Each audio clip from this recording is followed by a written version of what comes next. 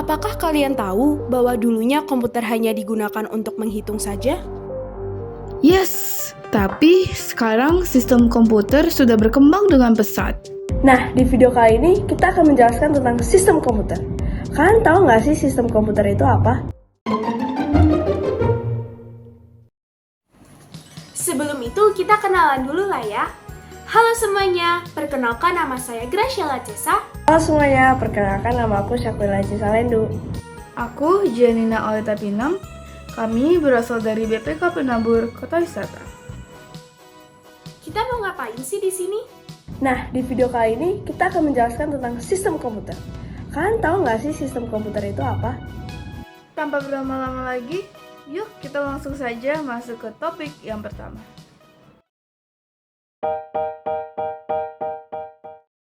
Kalian pasti udah nggak asing kan sama yang namanya komputer? Tapi kalian tahu nggak sih komputer itu sebenarnya apa? Nah, komputer itu merupakan suatu peralatan elektronik yang bisa menerima data, mengolahnya, dan menghasilkan suatu keluaran. Contoh keluarannya bisa seperti dalam bentuk informasi, gambar, teks, suara, dan juga video. Tapi kalian tahu nggak sih sistem komputernya itu dibagi menjadi berapa aja? Kalau sistem komputer dibagi menjadi 3. Ada apa aja sih? Yang pertama adalah perangkat keras atau yang biasa disebut dengan hardware. Hardware merupakan komponen yang dapat disentuh ataupun dipindahkan. Contohnya seperti komputer, mouse, monitor, dan lain-lain. Cuman nggak sampai di situ aja. Perangkat keras dibagi menjadi 4. Yang pertama ada input, processing, storage, dan output device. Contohnya seperti ini. Nah, kalau input device gunanya untuk memasukkan suatu data atau perintah, seperti misalnya layar sentuh atau touchscreen. Processing device merupakan suatu proses yang terjadi pada suatu perangkat, seperti misalnya saat kalian bermain game, kalian menyentuh layar untuk menggerakkan karakter. Proses tersebut adalah hasil dari perangkat pemrosesan. Contoh perangkatnya adalah motherboard. Contoh dari storage device adalah flash disk, hard disk, dan masih banyak lagi. Perangkat tersebut berfungsi untuk menyimpan suatu data. Dan yang terakhir ada output device. Dari namanya, output device merupakan perangkat yang berfungsi untuk menampilkan atau mengeluarkan data. Contohnya seperti headset untuk mengeluarkan suara, printer, dan masih banyak lagi. Nah, tadi kan udah perangkat keras atau hardware. Kalau yang kedua ada perangkat lunak atau software. Perangkat ini merupakan perangkat yang tidak bisa dilihat. Software berfungsi sebagai penghubung antara hardware dan pengguna. Contohnya ada Windows, Microsoft Office, dan CorelDRAW. Software berfungsi sebagai sistem operasi yang artinya software berfungsi mengontrol kerja sistem perangkat keras dan melakukan berbagai operasi dasar sistem berupa kumpulan perintah atau program pengendali komputer yang telah dibuat oleh pabrik pembuat komputer. Itu semua merupakan macam-macam sistem komputer. Eits, tunggu dulu. Tadi kan kita sebutin ada 3 tuh, cuman ini baru 2. Kalian ada yang tahu nggak yang ketiga itu apa? Brainware nggak sih? Iya, bener banget. Brainware atau pengguna merupakan orang yang menggunakan komputer ini. Dengan kata lain, brainware ini merupakan kita semua. Yeay, kita akan masuk ke topik yang kedua, yaitu interaksi manusia dengan komputer. Jadi, interaksi manusia dengan komputer adalah serangkaian proses dan kegiatan yang dilakukan oleh brainware atau kita dengan komputer melalui perantara aplikasi. Jenis interaksi antara pengguna dengan sistem komputer dibagi menjadi 3, yaitu Yang pertama adalah interaksi antarmuka Graphical User Interface, yang artinya interaksi antarmuka pada sistem komputer dengan menggunakan grafis. Misalnya kita berinteraksi dengan smartphone menggunakan pilihan icon, menu, atau teks yang tersedia. Yang kedua adalah interaksi melalui gambar atau video. Kalian pernah nggak sih foto bareng sama teman-teman kalian waktu di kafe? Atau pada saat sahabat kalian ulang tahun, kamu merekam momen-momen tersebut? Kedua hal tersebut termasuk ke dalam interaksi pengguna dengan sistem komputer melalui gambar atau video. Jadi, interaksi ini hanya bisa dilakukan apabila perangkat keras menyediakan kamera. Dan yang terakhir ada interaksi melalui suara. Interaksi ini bisa terjadi bila perangkat keras menyediakan perekam suara. Misalnya saat kamu melakukan voice note dengan temanmu. Itu tadi merupakan interaksi antara manusia dengan komputer. Banyak kan? Nah, kita sudah masuk ke topik yang ketiga, yaitu pengalamatan memori. Di sini kita akan belajar tentang sistem bilangan heksadesimal. Sebelum itu, pengalamatan memori merupakan penempatan alamat di dalam ruang memori yang tersedia di dalam sistem komputer. Kalian pernah kan menyimpan suatu data biar bisa dibuka lagi? Nah, proses tersebut terjadi di perangkat penyimpanan atau yang disebut sebagai hard disk. Sekarang, yuk kita belajar tentang bilangan heksadesimal lebih lanjut. Kalian pernah dengar nggak sih sama yang namanya bilangan heksadesimal atau yang biasanya disebut dengan bilangan hex? Jadi, bilangan heksadesimal ini adalah sebuah sistem bilangan yang menggunakan 16 simbol, yaitu angka 0 sampai 9 ditambah dengan huruf A sampai F. A sama dengan 10, B sama dengan 11, C sama dengan 12, dan seterusnya. Biner ke heksadesimal. Cara yang pertama yaitu kita harus mengelompokkan 4 digit dari sebelah kanan. Di contoh terdapat angka biner yaitu 110, 1100. Cara pertama yang kita lakukan adalah membagi bilangan ini menjadi 4 digit. Jika kita bagi, ada 0, 110, dan juga 1100. Kita akan mengganti 0110 ini menjadi bilangan desimal dengan menggunakan rumus konversi bilangan biner ke desimal. Hal tersebut juga sama dengan bilangan 1100. Jika kita ubah keduanya, maka hasil yang kita akan dapatkan adalah 6 dan juga 12. Perlu kita ingat lagi, di dalam bilangan heksadesimal, 12 disebut juga sebagai C. A adalah 10, B adalah 11, dan juga C adalah 12. Jadi hasil yang kita dapatkan adalah 6C. Adalah desimal ke heksadesimal. Caranya yaitu dengan membagi bilangan dengan 16 hingga tidak bisa dibagi lagi. Seperti di contoh, kita mendapatkan bilangan 1756. Maka 1756 ini perlu kita bagi dengan angka 16. 1756 dibagi 16 adalah 109 dengan sisa 12. Sisa ini akan kita taruh di tempat terpisah ya. 109 sudah kita dapatkan tadi, perlu kita bagi dengan angka 16 lagi. Sehingga akan mendapatkan hasil yaitu 6, sisa 13. 13 ini juga kita perlu taruh di tempat yang terpisah. 6 sudah tidak bisa dibagi dengan angka 16.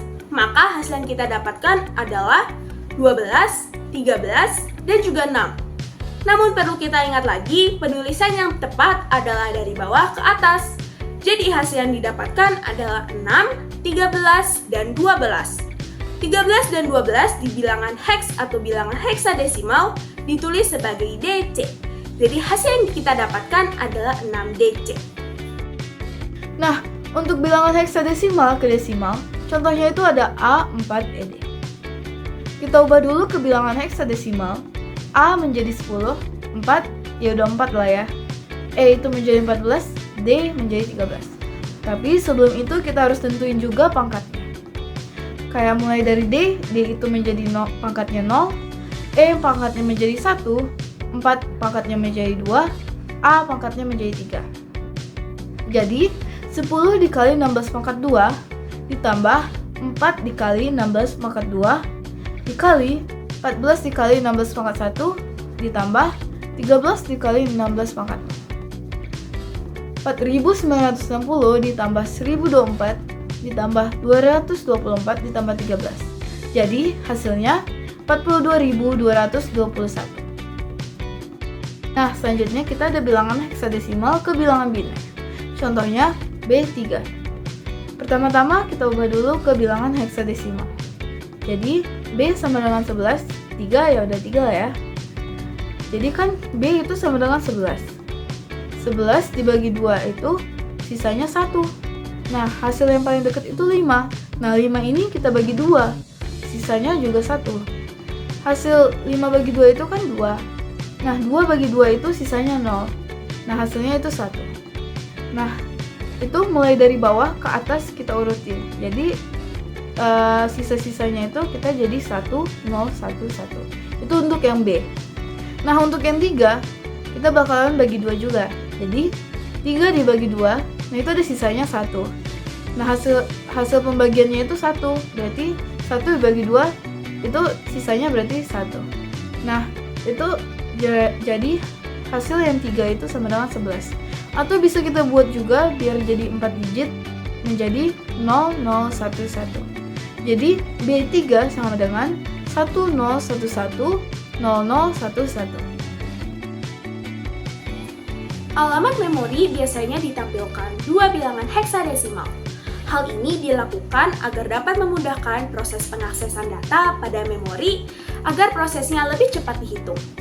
Bilangan heksadesimal yang pertama disebut dengan alamat segmen, sedangkan bilangan heksadesimal kedua disebut sebagai alamat offset. Agar lebih jelas, yuk kita lihat tampilan berikut ini. Sekarang kita akan belajar tentang bagaimana cara mencari alamat fisik dari alamat memori seperti di contoh. Hal pertama yang harus dilakukan adalah menambahkan nilai alamat segmen dan alamat offset. Di contoh berikut ini, ada nilai alamat memori yaitu 0001 sama dengan 000C. Gimana sih cara cari alamat fisiknya?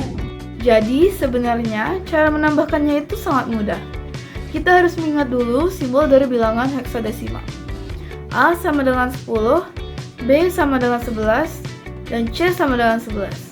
Maka kita tahu bahwa C adalah 12. Jika kita tambahkan dengan 1, hasilnya adalah 13. 13 dalam bilangan heksadesimal dituliskan dengan huruf D. Maka hasil yang kita dapatkan adalah 000D.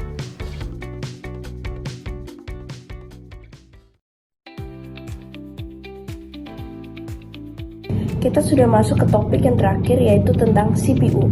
CPU adalah otak dari suatu komputer yang berupa sebuah sirkuit elektronik berbentuk chip yang bertugas untuk melakukan perintah akhir dan instruksi yang disimpan sebagai program.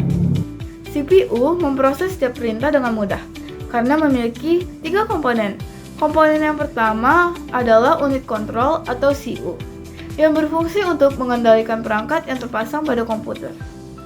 Yang kedua adalah unit aritmatika atau ALU yang memiliki fungsi untuk mengatur data aritmatika dan logika. Dan yang terakhir adalah register yang berfungsi sebagai penyimpanan data sementara. Di dalam pengaturan operasi CPU terdapat gerbang sirkuit, di mana gerbang sirkuit merupakan hasil kombinasi dari CPU dan juga gerbang logika, serta gerbang logika yang merupakan sistem digital untuk melakukan operasi logika yang bertindak sebagai saklar. Gerbang logika bekerja dengan menggunakan bilangan biner, di mana 1 sama dengan true dan 0 sama dengan false. Terdapat 7 gerbang logika, yaitu AND, NAND, OR, NOR, XOR, XNOR, dan juga NOT. Pada gerbang AND, peraturan yang berlaku adalah ketika kedua input 1, maka output yang dihasilkan adalah 1. AND memiliki peraturan yang mirip. Namun, jika kedua input 1, maka output yang dihasilkan adalah 0. Di gerbang OR, ketika kedua input adalah 0, maka output yang dihasilkan adalah 0. Namun, berbeda dengan di gerbang NOR, jika kedua input 0, maka output yang dihasilkan adalah 1. Di gerbang XOR, jika kedua input sama, maka output yang dihasilkan adalah 0. Peraturan ini juga mirip dengan peraturan pada gerbang XNOR, namun bedanya di gerbang XNOR, ketika kedua input sama, output yang dihasilkan adalah 1. Dan yang terakhir adalah gerbang NOT. Pada gerbang NOT, kita cukup fokus pada input 1 saja. Ketika input 1 adalah 0, maka output yang dihasilkan adalah 1, begitupun sebaliknya. Nah, itu dia penjelasan dari kami. Semoga video ini dapat bermanfaat bagi kalian ya. Kami bertiga mengucapkan terima kasih karena kalian sudah menonton video ini.